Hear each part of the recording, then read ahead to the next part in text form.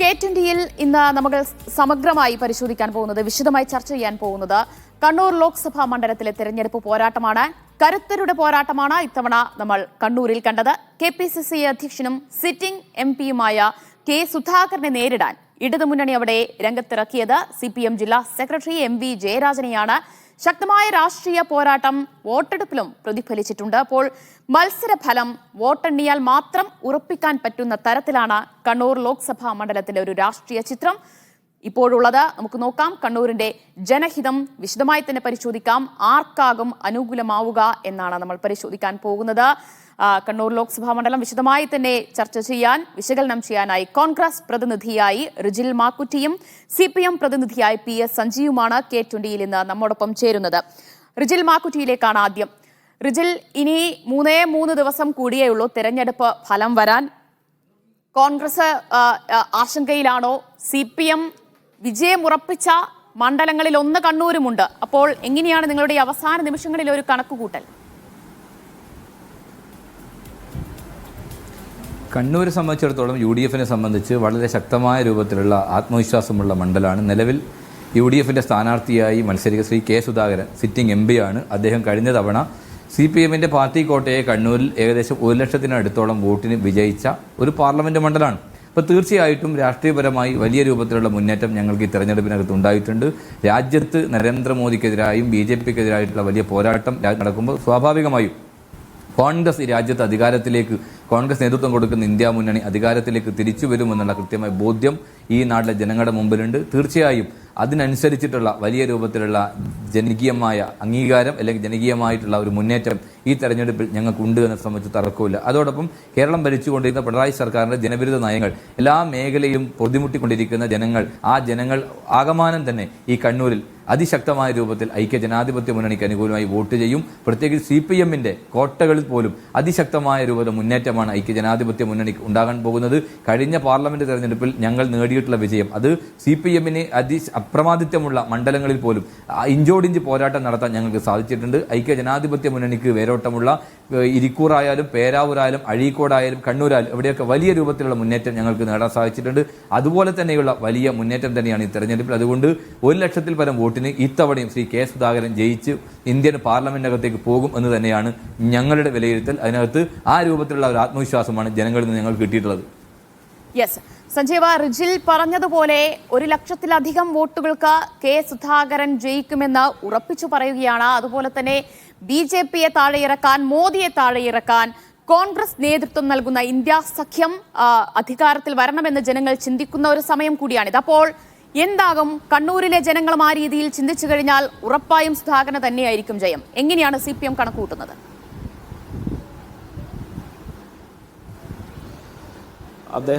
അദ്ദേഹത്തിൻ്റെ ആഗ്രഹമാണ് പറഞ്ഞത്.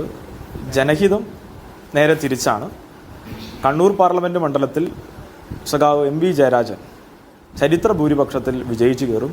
ഭൂരിപക്ഷത്തിൻ്റെ തോത്, കണക്ക് ഇതൊന്നും അളന്നു മുറിച്ച് പറയാൻ ആ നിലയിലേക്കൊന്നും ഞങ്ങളിപ്പോൾ മുതിരുന്നില്ല. ഒരു കാര്യം ഉറപ്പാണ്, കണ്ണൂർ പാർലമെൻറ്റ് മണ്ഡലത്തിൽ നടന്നിട്ടുള്ളത് RSSന്റെ ഏജന്റ് കൂടിയായിട്ടുള്ള സുധാകരനെതിരെയുള്ള മതനിരപേക്ഷതയുടെ മത്സരമാണ്. മതനിരപേക്ഷതയുടെ ചേരിയിൽ സഖാവ് MV ജയരാജൻ മുന്നിൽ നിന്നുകൊണ്ട് RSSന് ഏത് നിമിഷവും താൻ RSSൽ പോകുമെന്ന് ഈ പറഞ്ഞ അവിടുത്തെ KPCC പ്രസിഡന്റ് കൂടിയായിട്ടുള്ള സുധാകരൻ വീണ്ടും തെരഞ്ഞെടുപ്പിൽ ആവർത്തിക്കുന്ന സ്ഥിതിയാണ് ഉണ്ടായത്. അതേ നിലയിൽ നമ്മളെടുത്ത് പരിശോധിക്കുമ്പോൾ നമുക്ക് മനസ്സിലാക്കാൻ കഴിയും, യഥാർത്ഥത്തിൽ RSSന് ഇംഗിതം പാടുന്ന, RSSന് കൂടെ ചേരുന്ന സുധാകരനെതിരെയുള്ള ജനവിധിയാകും കണ്ണൂർ പാർലമെന്റ് മണ്ഡലത്തിൽ ഉണ്ടാവുക. വലിയ ഭൂരിപക്ഷത്തിൽ തന്നെ ജനഹിതം മതനിരപേക്ഷ ബോധ്യത്തോടൊപ്പം തന്നെ ഉണ്ടാകും എന്നുള്ളതാണ് ഞങ്ങൾ മനസ്സിലാക്കുന്നത്. സഖാവ് MV ജയരാജൻ വിജയിച്ചു പോകും. ഇവിടെ പറയുന്നത് കേട്ടു, അഴീക്കോട്, കണ്ണൂർ മണ്ഡലങ്ങളിൽ മറ്റിടങ്ങളിലൊക്കെ വലിയ ഭൂരിപക്ഷം ഉണ്ടാവും. അഴീക്കോട് മണ്ഡലത്തിലൊന്നും ഒരു ഘട്ടത്തിൽ പോലും UDF-ന് ഇത്തവണ ഭൂരിപക്ഷം ഉണ്ടാവില്ല. അഴീക്കോട് മണ്ഡലത്തിൽ വലിയ ഭൂരിപക്ഷം നേടിക്കൊണ്ട് ഈ പാർലമെന്റ് മണ്ഡലത്തിലെ മുഴുവൻ മണ്ഡലങ്ങളിലും വലിയ മുന്നേറ്റം നേടിക്കൊണ്ട് സഖാവ് MV ജയരാജൻ കണ്ണൂർ പാർലമെന്റ് മണ്ഡലത്തിൽ വിജയിക്കും. ഈ കണക്കൊക്കെ പറയുന്നത് കേവലപരമായി കേവലപരമായി ഒരു വാദം മുന്നോട്ട് വെക്കുകയാണ്. അങ്ങനെ ഒരു കണക്ക് ഇവർക്ക് പോലും UDF കേന്ദ്രത്തിന് പോലും ഉണ്ടായിരുന്നില്ല. നിങ്ങൾ തന്നെ റിപ്പോർട്ട് ചെയ്തിട്ടുണ്ട്. അപ്പോൾ UDF പോലും അത് ഉറപ്പിച്ചിട്ടില്ല എന്ന് നിങ്ങൾ തന്നെ റിപ്പോർട്ട് ചെയ്ത കണക്കാണ്. അപ്പോൾ യഥാർത്ഥത്തിൽ അത് കേവലം ബാലിശമായിട്ടുള്ള ഒരു കണക്കായി ഞങ്ങൾ കാണുന്നു. ഇവിടെ മതനിരപേക്ഷ ബോധ്യം കഴിഞ്ഞ ലോക്സഭാ തെരഞ്ഞെടുപ്പിൽ വലിയ UDF തരംഗമാണ്. ആലപ്പുഴ മാത്രമാണ് CPM-നൊപ്പം നിന്നത്. അപ്പോൾ അത് മറിച്ച് സംഭവിക്കും. വലിയ ഭൂരിപക്ഷത്തോടുകൂടി മണ്ഡലങ്ങൾ തിരിച്ചുപിടിക്കും LDF എന്ന് ഉറപ്പിച്ചു പറയാൻ തക്ക കാരണങ്ങൾ എന്തൊക്കെയുണ്ട് നിങ്ങൾക്ക് നിരത്താൻ?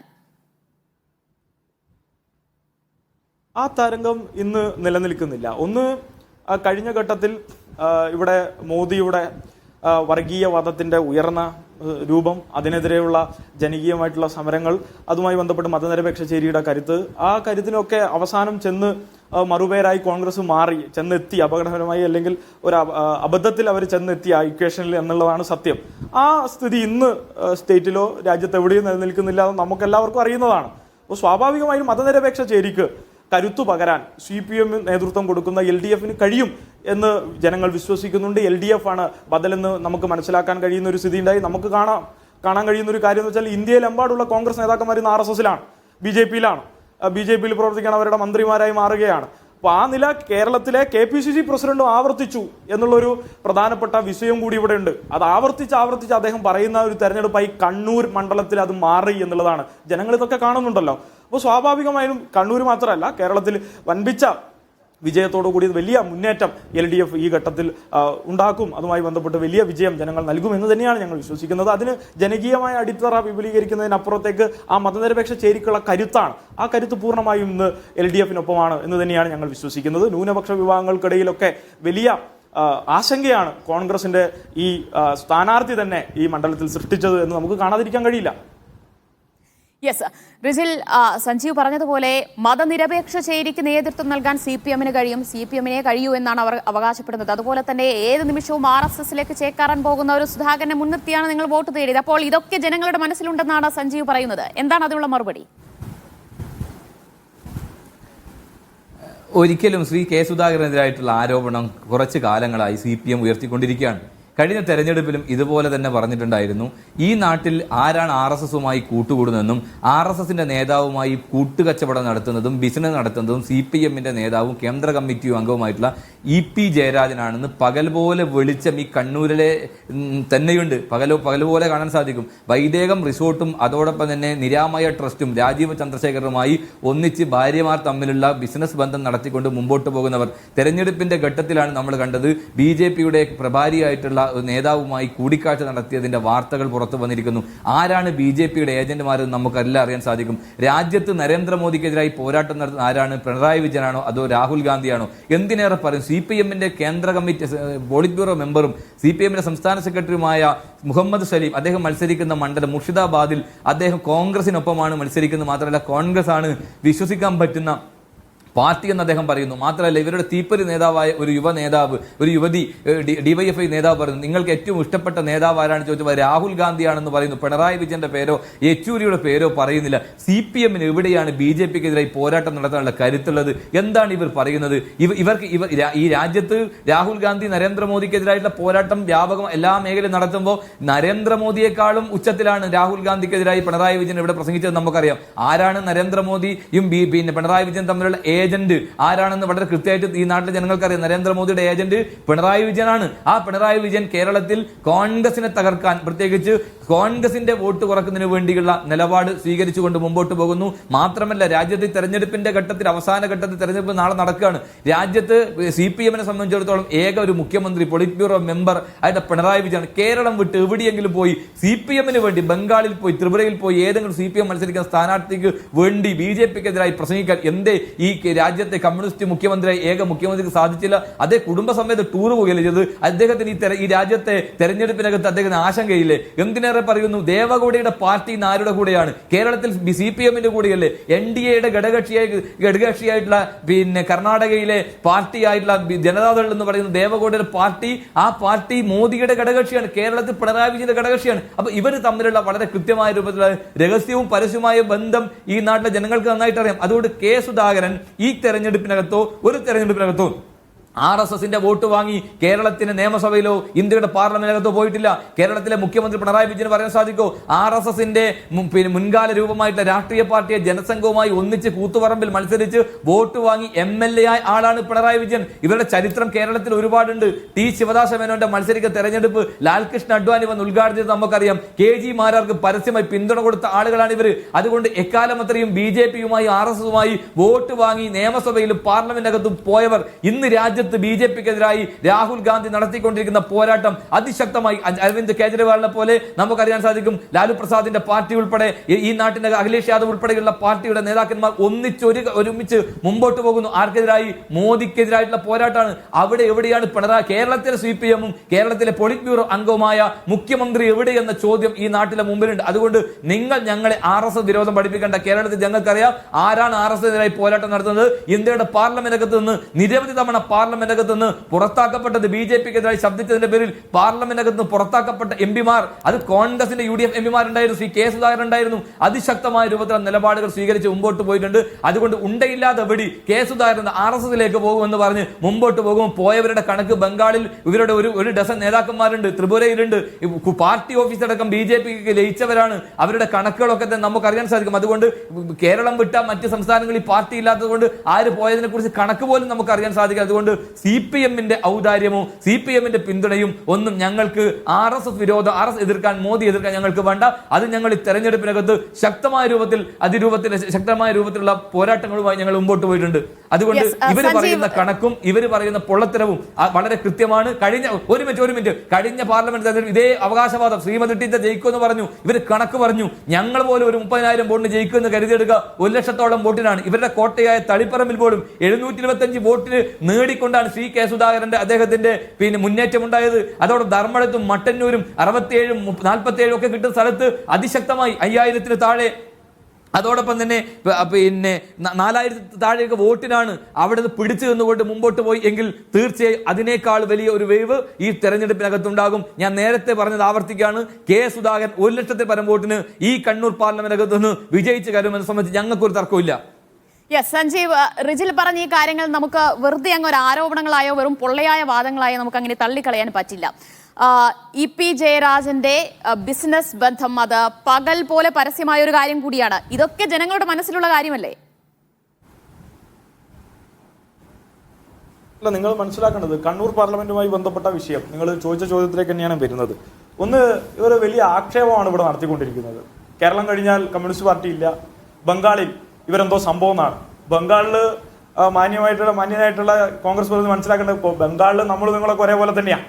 ബംഗാളിൽ മീനാക്ഷി മുഖർജിയെ കോൺഗ്രസിന്റെ നേതാക്കന്മാർക്ക് പ്രചരണത്തിന് വേണ്ടി വിളിച്ചു കൊണ്ടുവന്ന് പ്രസംഗിപ്പിക്കുന്നുണ്ട്. അത് നിങ്ങൾ അറിയില്ലെങ്കിൽ നിങ്ങളുടെ അറിവിലേക്ക് പറയുകയാണ്. അപ്പോൾ ബംഗാളിൽ നിങ്ങൾ കേമന്മാര്, നമ്മൾ ബാക്കിയുള്ളവരൊക്കെ മോശന്മാരെന്നല്ല. ബംഗാളിൽ നിങ്ങൾ പണ്ടേ അടിയൊലിഞ്ഞു പോയതാണ്. അപ്പോൾ നിങ്ങൾ ആ രാഷ്ട്രീയം മനസ്സിലാക്കാതെ വെറുതെ വായി തോന്നുന്നു കൊതയ്ക്ക് പാട്ട് പാടരുത്. പിന്നെ ഈ KG മാരാരെ കുറിച്ചും കേരളത്തിലെ ചരിത്രവുമായി ബന്ധപ്പെട്ട അടിയന്തരാവസ്ഥ കാലവുമായി ബന്ധപ്പെട്ട കാര്യമൊക്കെയാണ് ഇവിടെ പറയുന്നത്. അത് വിശദീകരിക്കണമെങ്കിൽ ഞാൻ വിശദീകരിക്കാം. എന്തൊക്കെ അബദ്ധജടിലമായ കാര്യമാണ് അദ്ദേഹം ഇന്നത്തെ രാഷ്ട്രീയത്തെ ന്യായീകരിക്കാൻ വേണ്ടി പറഞ്ഞുകൊണ്ടിരിക്കുന്നത്.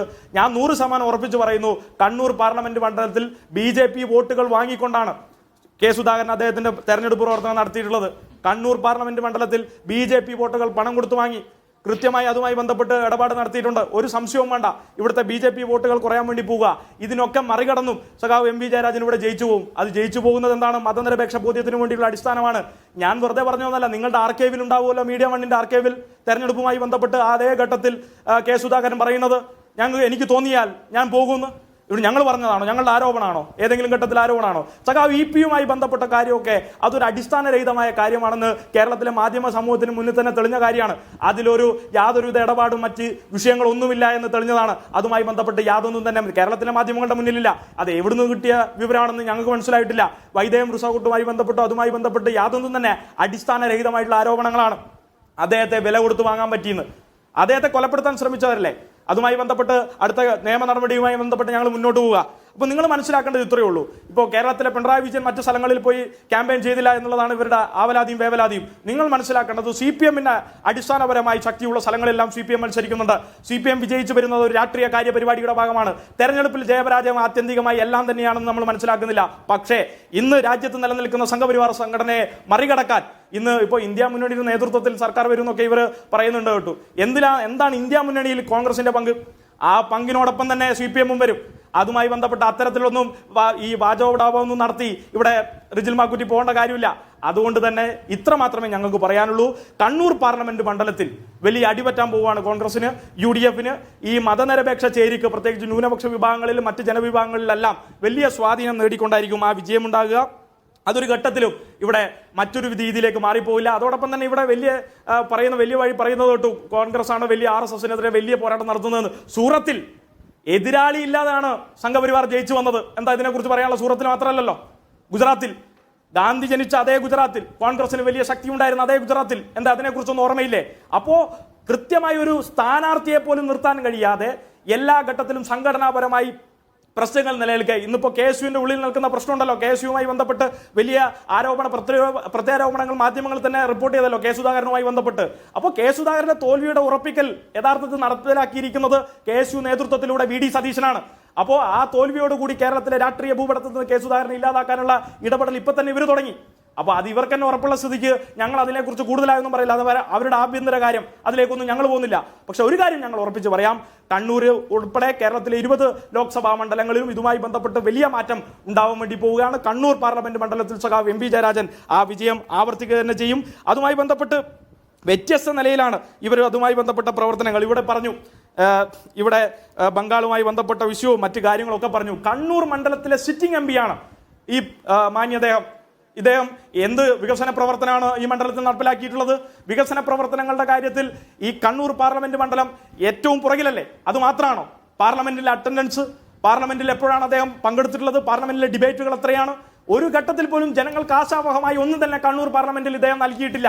പിന്നെ എന്ത് ബാലിശമായ കാര്യങ്ങൾ പറഞ്ഞുകൊണ്ട് ഇവിടെ ഏതെങ്കിലും തരത്തിൽ കുറെ രാഷ്ട്രീയ പ്രസംഗം ഒരു തെരുവിൽ നടത്തുന്നത് പോലെയല്ല ചാനൽ മുറിയിൽ വന്ന് കാര്യങ്ങൾ പറയുമ്പോൾ. ഇന്ന് ഇവിടെ കണ്ണൂർ പാർലമെന്റ് മണ്ഡലത്തിലെ കാര്യങ്ങൾ ചർച്ച ചെയ്യുമ്പോൾ സഖാവ് പിണറായി വിജയൻ പുറത്തു പോകുന്നത് അത് പാർട്ടിയുടെ പോളിറ്റ് ബ്യൂറോ തീരുമാനിക്കുക. നിങ്ങൾ തീരുമാനിക്കേണ്ട, അത് ഞങ്ങൾക്ക് സംഘടനാ സംവിധാനമുണ്ട്. സഞ്ജീവ്, ഞാൻ സമയക്കുറവുകൊണ്ട് ഇടപെടുകയാണ്. റിജിൽ, സഞ്ജീവ് പറഞ്ഞതുപോലെ സിറ്റിംഗ് MP ആണ് കെ സുധാകരൻ. പക്ഷെ അദ്ദേഹത്തിന്റെ സ്ഥാനാർത്ഥിത്വം ഏറ്റവും അവസാനമാണ്. കണ്ണൂർ പാർലമെന്റിൽ സംഘപരിവാറിനെതിരെ വിജയമായി സഖാവ് MP ജയരാജന്റെ ജയം മാറും. ആ സംഘപരിവാറിനെതിരെയുള്ള വിജയം എന്ന് പറയുമ്പോൾ സംഘപരിവാർ കൂട്ടത്തിൽ ഈ പറഞ്ഞ UDF-ന്റെ സ്ഥാനാർത്ഥിയും പെടും. ശരി റിജിൽ, കെ സുധാകരന്റെ സ്ഥാനാർത്ഥിത്വ പ്രഖ്യാപനം അത് അവസാന നിമിഷമായിരുന്നു. അതായത് അവിടെ ഒരു കൺഫ്യൂഷൻ അവസാന നിമിഷം പോലും കോൺഗ്രസിനുണ്ടായിരുന്നു ആരാകണം സ്ഥാനാർത്ഥി എന്നത് സംബന്ധിച്ച്. അതെന്തുകൊണ്ട് സംഭവിച്ചു?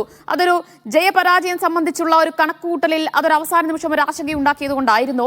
അതുപോലെ ഈ പോളിംഗ് കണക്കുകൾ എടുത്താൽ തന്നെ UDF ഏറ്റവും കൂടുതൽ ഭൂരിപക്ഷം ഉണ്ടായിരുന്ന കേന്ദ്രങ്ങളിലൊക്കെ പോളിംഗ് ശതമാനം കുറഞ്ഞിട്ടുമുണ്ട്. അതും ഒരു ആശങ്കപ്പെടുത്തുന്ന ഒരു കാര്യമാണോ? ഞങ്ങൾക്കൊരു ആശങ്കയില്ല. ഞങ്ങളുടെ സ്ഥാനാർത്ഥിത്വവുമായി ബന്ധപ്പെട്ട് ഞങ്ങൾ sitting MP Shri K Sudhakaran KPCC അധ്യക്ഷനാണ്. അദ്ദേഹത്തിന്റെ പ്രവർത്തനങ്ങളുമായി ബന്ധപ്പെട്ട ഒരു രൂപം തയ്യാറാക്കുന്നതുമായി ബന്ധപ്പെട്ട സമയത്താണ് അദ്ദേഹം തെരഞ്ഞെടുപ്പ് രംഗത്ത് KPCC അധ്യക്ഷൻ എന്ന നിലയിൽ സംഘടനാപരമായ ഉത്തരവാദിത്വം ഉണ്ടെന്ന് പറഞ്ഞു. പക്ഷേ രാജ്യത്ത് ഈ തെരഞ്ഞെടുപ്പ് വലിയ പ്രാധാന്യമുള്ള തെരഞ്ഞെടുപ്പാണ്.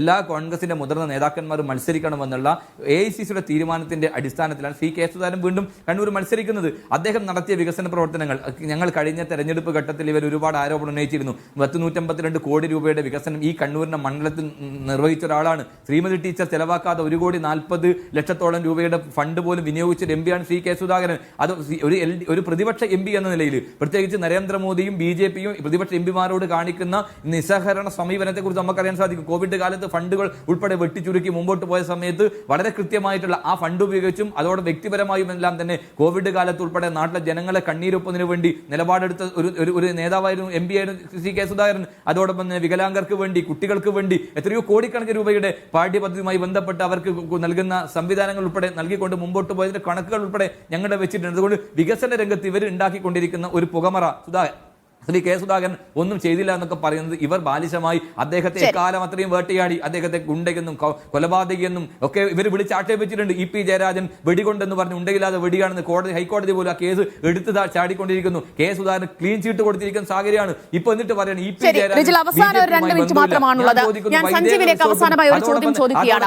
സഞ്ജീവ, UDF അല്ലെങ്കിൽ പ്രതിപക്ഷം അവകാശപ്പെടുന്നത് പോലെയുള്ള ഒരു ഭരണവിരുദ്ധ വികാരം വലിയ രീതിയിൽ അലയടിച്ചിട്ടില്ലേ?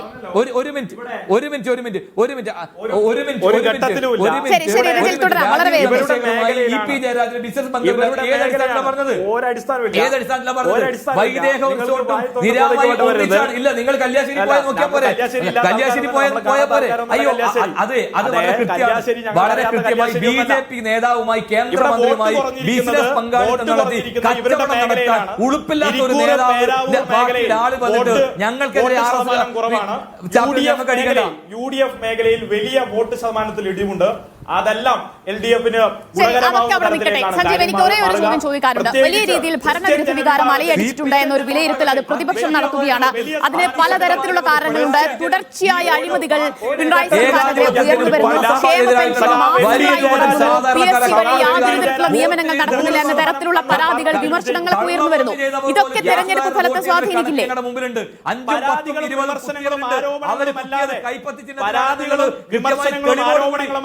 കേരളത്തിലെ പ്രതിപക്ഷത്തിന്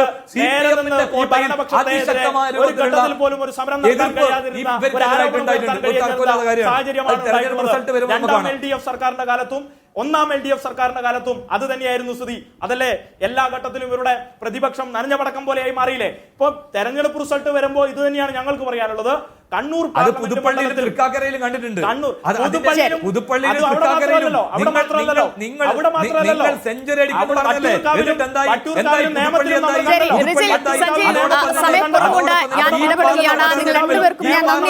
ഈ ചർച്ചയിൽ പങ്കെടുത്തതിന്, കാര്യങ്ങൾ വിശകലനം ചെയ്തതിന് കോൺഗ്രസ് നേതാവ് റിജിൽ മാക്കുറ്റിയും PS സഞ്ജീവുമാണ് നമ്മോടൊപ്പം K20യിൽ ചേർന്നത്. ഇരുവരും അവകാശപ്പെടുന്നത് വലിയ ഭൂരിപക്ഷത്തോടുകൂടി തന്നെ തങ്ങളുടെ സ്ഥാനാർത്ഥികൾ കെ സുധാകരനും അതുപോലെ തന്നെ MV ജയരാജനും കണ്ണൂരിൽ ജയിച്ചു കയറും എന്നതാണ്. ഇനി എന്തായാലും ദിവസങ്ങൾ 3 ദിവസം മാത്രമേ ബാക്കിയുള്ളൂ തിരഞ്ഞെടുപ്പ് ഫലമറിയാൻ. കണ്ണൂർ ആർക്കൊപ്പമായിരിക്കും നിൽക്കും എന്നത് നമുക്ക് കാത്തിരുന്നു കാണാം. എണ്ണിപ്പറയും ഓരോ വോട്ടും. June 4 media 1-നൊപ്പം.